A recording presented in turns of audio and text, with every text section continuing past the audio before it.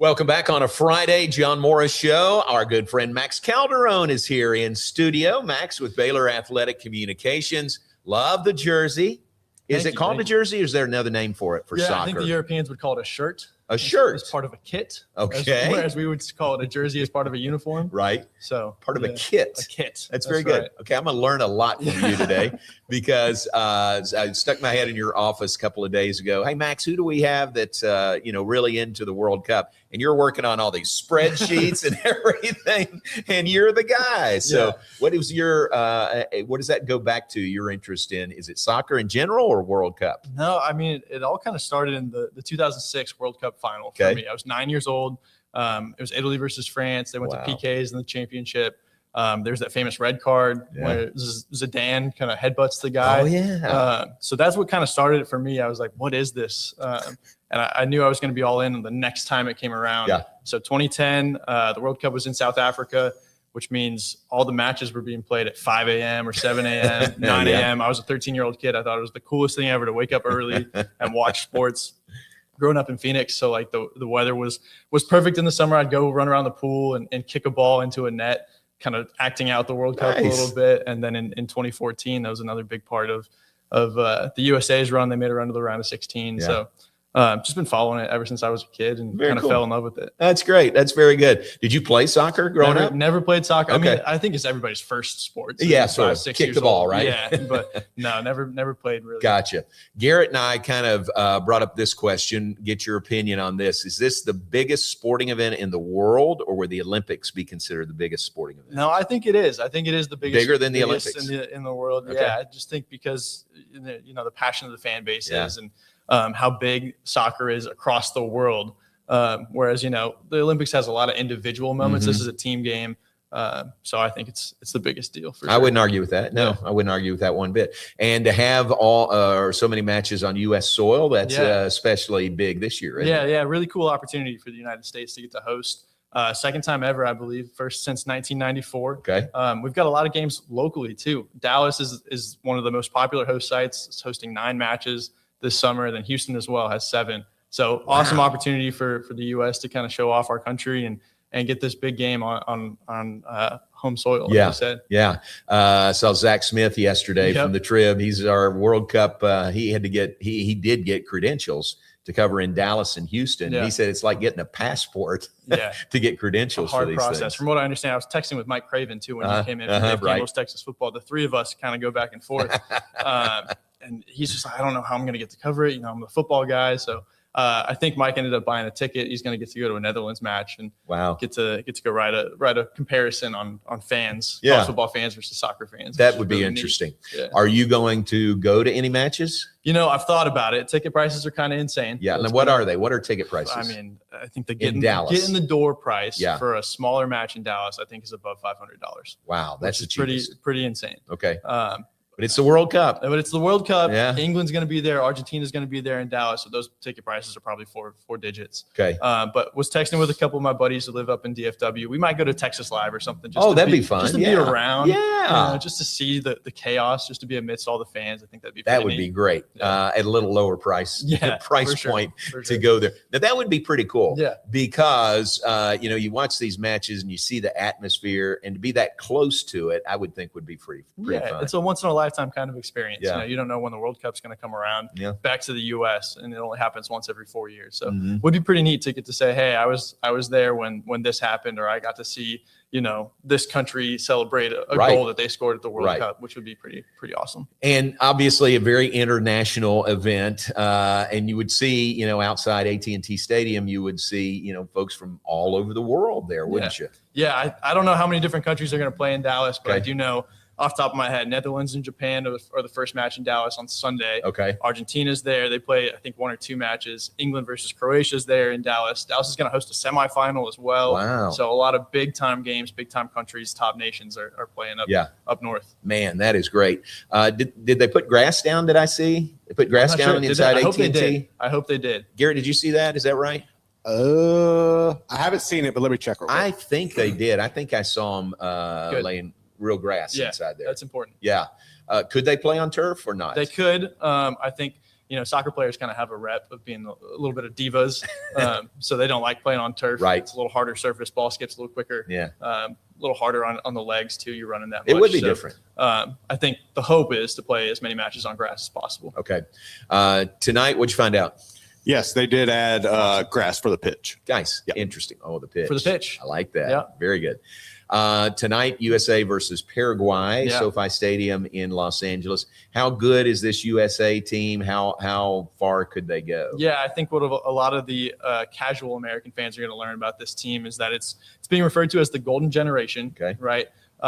So it's kind of the cream of the crop. This is the right window for all these players. They're still young. I think 22 of the 26-man rosters under the age of 28. Wow. And 18 of them play their club soccer outside of the U.S. So it's a lot of top competition, a lot of top skilled players. I think it's a talented team. It's probably the most fun and exciting brand of soccer that we've had in a long, long time. And instead of one or two really solid players, we've got a whole starting lineup full of elite competitors who can probably, make a run at this thing. Nice. Honestly. Very good. Make a run at a championship? Could they get that far? I don't know about a championship. I think What would be a good performance by USA? I think the barometer is probably the round of 16. Okay. So this year the World Cup is expanded out to 48 teams. Okay. So there's an extra round of the knockout stage, the round of 32. So getting through, winning a knockout stage match and getting through to the round of 16 would be a good result. Yeah. But getting to a quarterfinal, I think is the hope. If you can get to the final 8, it'd be a really big deal, big success. Yeah. So what's the format look like? You start with 48. Yep. How do you pare it down? Yep. So usually in the past, it's been 32 teams. Okay. Set you up with 8 groups of 4 teams. Okay. And then the top 2 from each group advance. But with Gotcha. the expansion, we've got 12 groups of 4 teams. So the top 2 in every group will advance to the knockout stage, as well as the 8 best third place teams from the groups of 12. So Okay. getting out of the group is a big deal. It's very possible for a lot of teams, a lot of smaller nations who are making a World Cup debut. So from there, you go to a 32-team single elimination knockout stage bracket. Okay. And you're just going head to head. That's winner fun. moves on, Right. and loser goes home. Yeah. That is really fun. And the locations in the United States Yep. where are some of the others? I'm going to rattle them off to you because Okay. I made a little. There's a bunch, isn't there? There's 11 host sites. So Wow. it's a trio of host sites. It's U.S., Canada, and Mexico. Okay. Canada has 2 host cities. Mexico Okay. has 3.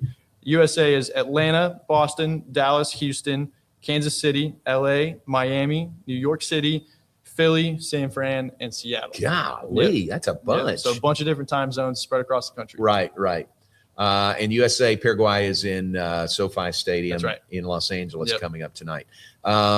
Is there more pressure on Team USA with them, with the USA hosting so many of these matches this year? I don't know that it's as much pressure for the USA as maybe a top European club if they were to be hosting. I think it's an advantage for the US because there's going to be that added element of, hey, this is a big deal. It's here. Right. I might not be the biggest soccer fan, but I'm going to go Right. and see what this is all about. So I think there's a little extra oomph from the supporters and the fandom from the American fans, which could be the extra push the USA needs to get them through to a quarterfinal. Maybe. Yeah.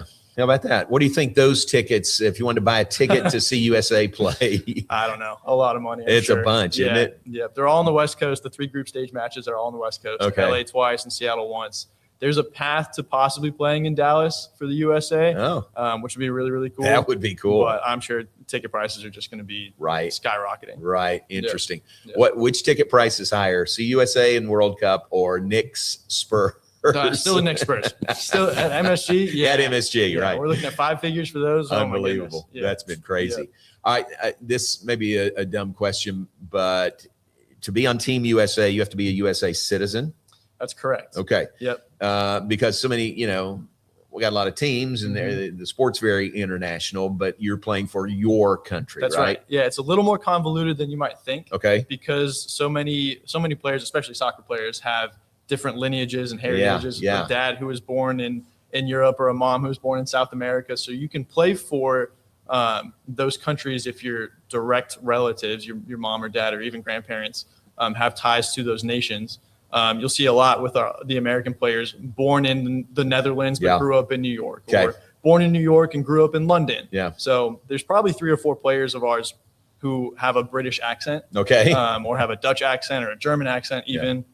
but they are American citizens. They do hold American passports. Gotcha. And they do play for the U.S. The beautiful game. That's right. Is what it's referred to. That's right. That's to me, that's very international. Yeah. That's kind of a subtle flex of, yeah, we're the beautiful game. So I'm going to steal Zach Smith's line. He wrote a great article, a great column in the Trib the other day. About his soccer fandom and how that kind of came to be. There's a section in there about you love soccer, you just don't know it yet. And he kind of people asked him, and I'm paraphrasing his article, how he kind of got his start in sports or whatever, and it was soccer. Here's a direct quote. Yeah. Soccer is ballet on grass. It embraces individual talent while at the same time benefiting the best teams. Gives us a picture into the lives and thoughts and feelings of different walks of life, all within 2 hours. Wow, that's pretty good. Like, could give you goosebumps. Yeah, exactly. Chills of 3-sentence line. Yeah, that's very well written. Yeah, that's good. I think it's so accurate too for soccer. There's some beauty in it because it's a little slower paced and a little more tactical. And there's so much that rides on every kick of the ball too. You know, scoring a goal is a monumental moment for an individual player, especially on this stage of the World Cup. Yeah. So it's a big deal to these countries. Sometimes it's a little more than sport. It could be war for these countries. Right, exactly. What's the one I'm thinking of that it spawned a war, didn't it? Wasn't there soccer? Oh man, there's probably been so many smaller Argentina and somebody, I can't remember what it was. Yeah. Somewhere in the back of my mind, it was more than just a soccer more match. More common than you think. Yeah. There's a lot of that. Exactly. Yep. So at Baylor, we have women's soccer, and they had a terrific year last year. We've never had men's soccer except maybe as a club sport. Would we ever add men's soccer at Baylor? You know, I think it'd be pretty cool. Sport? You might have to ask Doug on that one. Yeah. I have no idea what the logistics may be. I'm sure there's some Title IX equity roster numbers that it's hard to add men's sports these days. It is hard to add men's sports these days. Right. But I know it's a big thing out on the East Coast. A lot of ACC teams have it, but really it's tough to get top talent at the collegiate ranks because if you're an elite youth player, you're going to go right into an academy overseas and kind of develop through those sporting academies and then turn professional by the time you are college age, really. That's true. What was the match that was in College Station a week or so ago? Yeah, Argentina just played a friendly, an exhibition. Okay, an exhibition, right? Against Honduras, I believe it was. Friendly, I like that. I like that term. This has been the coolest thing about the pre-World Cup for me. You know, Spain is training in Chattanooga, Tennessee. And Germany played a match I think it was Germany at Auburn the other night. Okay. Or maybe that was Argentina as well at Auburn. Okay. I know you guys were talking about Freddie, the German Twitter viral account that's going viral right now. But it's just been so neat to see like these foreigners come to our country and experience things that we take for granted. Going to Buc-ee's and grabbing a brisket sandwich from Buc-ee's is the coolest thing to them. Changes world. Yeah, it's cool. Yeah, that is really fun.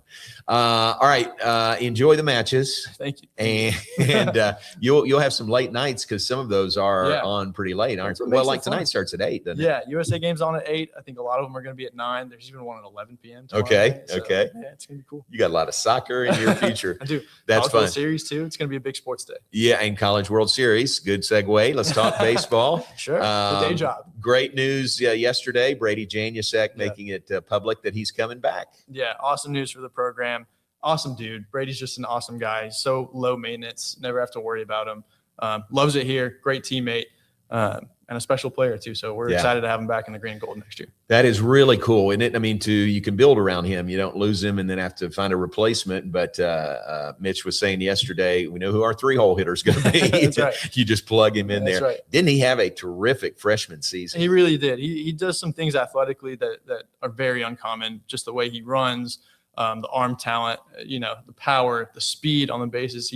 He's truly a 5-tool guy. Yeah. And this was a guy who played 5 sports in high school too at some point. So really for him, for the first time in his life, he honed in on baseball and was a freshman All-American. So I'm so excited to see where he can continue to develop and what he can continue to be, as a centerpiece of this program. It's really exciting. Very fun. Broke the freshman home run record previously held by somebody named Max Muncy. Yeah. So that was pretty cool. Yep. Along those lines, what was it like for you working with Tice Armstrong this year? What a special season. Yeah.